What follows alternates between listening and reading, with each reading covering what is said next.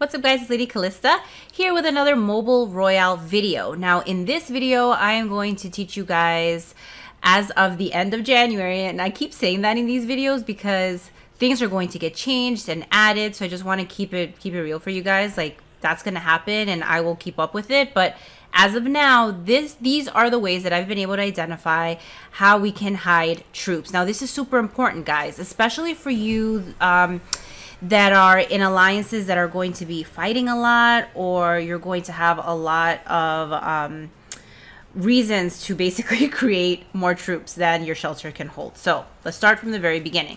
The very first thing you should do is use your sanctuary, aka your shelter. Your sanctuary can hold your hero, super important, never lose your hero and your troops for up to 1 hour, 4 hours, 8 hours, or 12 hours.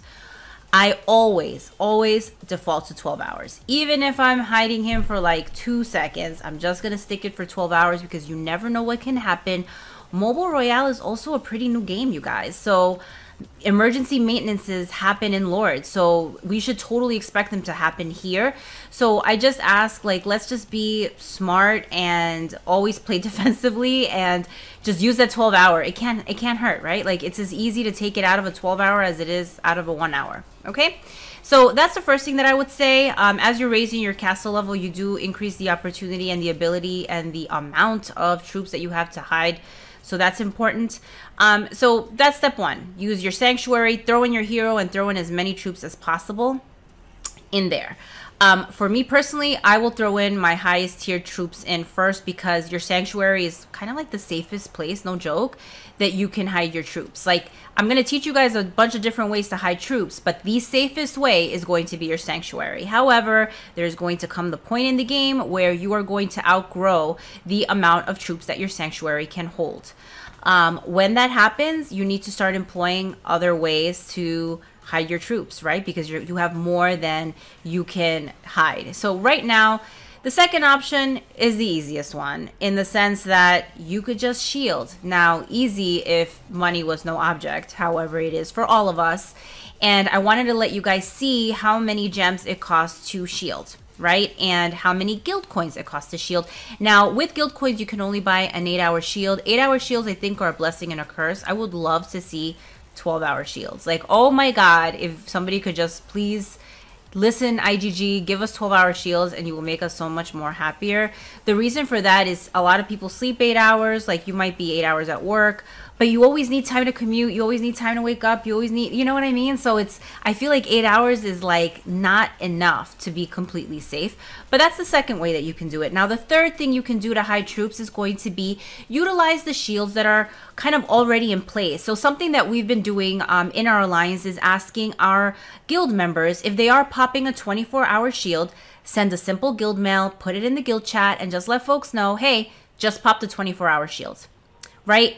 Those things are kind of expensive when it comes to the amount of gems that it takes. It doesn't hurt you in any way to have other people camp out at your embassy.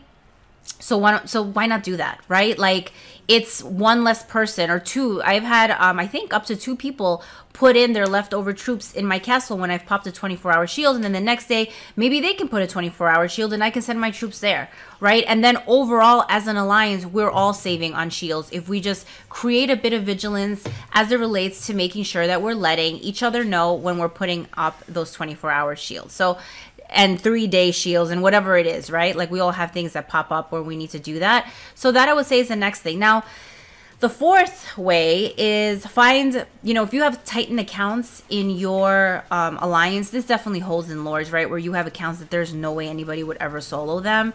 And you, at the same time, have little guys. Those little guys can hide in those big castles. I will say, though, where I am today, I feel like almost anyone could potentially be like rallied or soloed if enough people want to, because the highest level castle is going to be like 70 million, right? So very risky there. Another thing that you can do is basically just find a very far off tile, hopefully a high level tile, so you can basically send out a bunch of heroes, which will give you the opportunity to send out all the troops that you have. Now, never use this tactic with your actual main hero. Main hero, guys, put them in the sanctuary. All the other heroes don't matter. That's a question that's come up. People are worried that they're going to get their heroes, plural, taken away. All the other heroes that they have there. Not a problem. The only hero that matters is the hero that you have on your upper left-hand side of the screen. That's the king or queen. That's the one you want to put in your sanctuary. Don't pop them ever on a tile to farm. I know people have been doing that. Never do that, because you get tile hit and you get capped. That basically means they grab your leader. You don't want to do that. So, but if you can time it well enough and you're far away, you could have your troops, you know, take 2 hours walking to a tile. Maybe they're gathering for 6 hours and then they come back another 2 hours. So they're out of your castle for 8 hours. That's another option that people have done. Just make sure that if you're doing that, you're not putting in your actual hero, and that you're being really careful about when your troops are actually going to be coming back, that you have a very clear idea of that, because it would suck for you to be walking back and somebody to time it. I've seen it happen. I've seen somebody unshielded and their troops are coming back from doing exactly that, and a huge castle is sitting right next to them because they're offline, waiting for those troops to come back so they can go ahead and solo that person. So that's the good and bad thing. I think with this game, a lot of people have played Lords, and all the things that we would do in Lords, timing your troops, timing your marches back, like people are doing that. So you want to be smart about that, right? And the options that I'm giving you all have varying levels of risk involved. Now, the other thing to mention when you're hiding your troops is, let's assume that nobody has shields, you don't feel comfortable using tiles, you just want to leave your troops in your castle. Well, let's assume you also used your sanctuary and you hid, you know, as many troops as possible, and you have like 10,000 troops hanging out. You could potentially leave them out, as long as you have the hospital capacity. So infirmaries is another thing, right? Like, if I do that sometimes, I might be baking some troops in the floatriz that'll come back in the middle of the night when I'm not going to be online.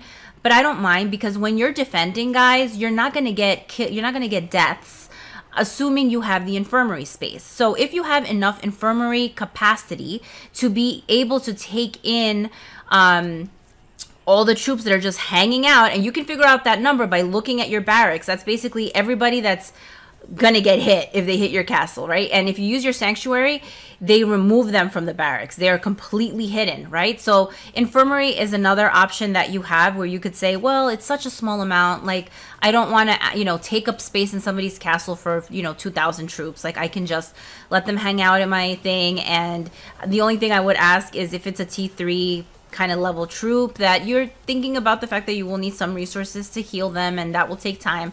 It's different if you have T1 and T2. In that case, I would always suggest make sure that in the sanctuary you're putting your highest level troops. And then if that leaves you with like 5,000 T1 troops and you just want them to hang out at your castle, and if they get hit, it's such low resources needed to heal, and you speed heal them through, right? Because they literally heal instantly. That totally makes sense, right? Because your infirmary should be able to handle that. So that's another option for you as you're thinking about what you should do with your troops. Guys, now the last thing that I'll mention before I wrap is you can also set up a fake rally. That's pretty controversial. A lot of alliances don't like that, but it is an option where you can set up a fake rally and your troops are going to be out of your castle in case you do get hit. So that's something that you can do if your alliance doesn't mind having that kind of fake rally going on.